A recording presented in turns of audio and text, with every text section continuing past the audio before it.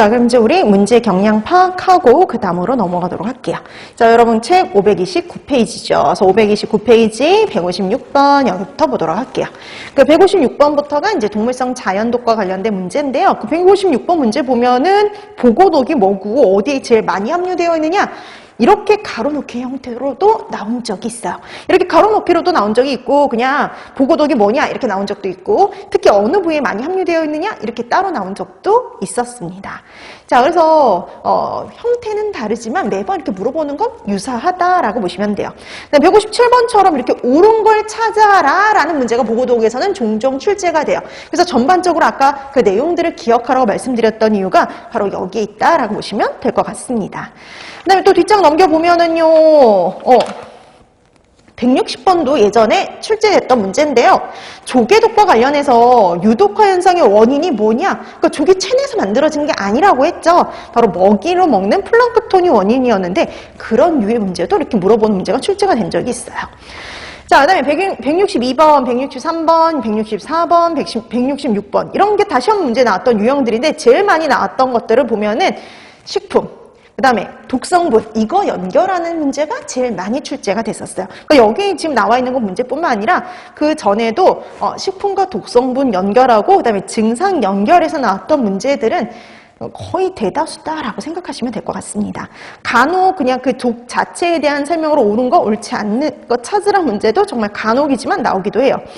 근데 여기에 안 나왔다고 해서 시험 문제 출제가 안 되는 거 아니거든요. 그래서 예전에는 뭐 이렇게 출제되지 않았던 문제도 또 이렇게 나오기도 하니까요. 그 외의 문제들도 꼭 다시 한번 봐두세요. 자, 그다음에 뒤에 보시면 169번이나 170번처럼 종합 문제가 나오게 돼요. 그래서 원인식품과 독성분 연결하는 건요, 되게 기본이 되는 문제인데 그게 단독이 아니라 169번이나 170번처럼 이게 전체적인 종합 문제가 나오기도 하죠. 그러니까 작년에 자연독이 5문제가 나왔잖아요. 그럼 식물성에서 2문제, 동물성에서 2문제, 그리고 한 문제는 종합 문제. 보통 이렇게 나와요. 5문제가 보통 출제가 될 적에는. 자, 그래서 여러분들이 이렇게 기본적으로 원인식품과 독성분 잘 연결해 두시면 될 것 같습니다.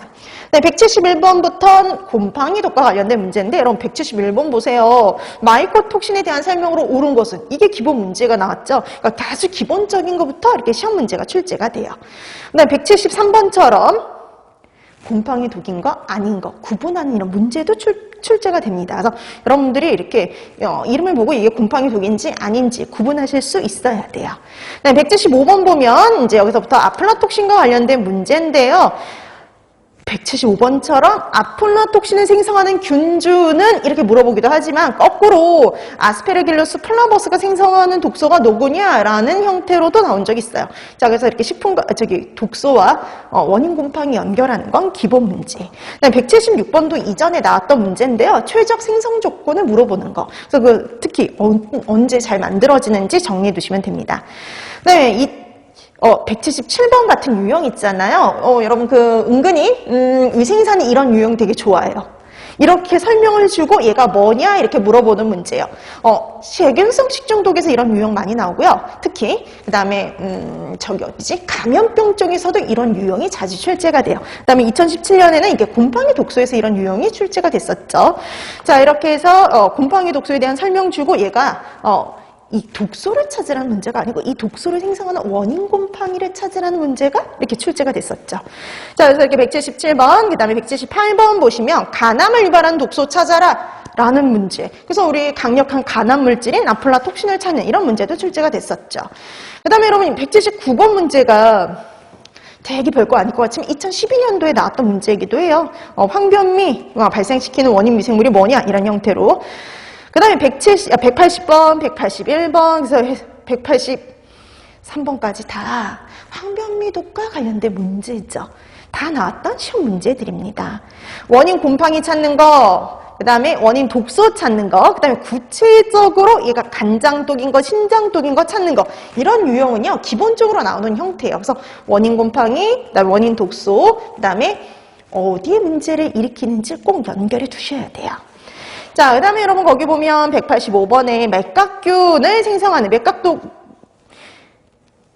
맥각균이 생성하는 원인 곰팡이 독소가 뭐냐 이렇게 나와 있죠. 예, 2020년도 시험 문제였는데 기본적으로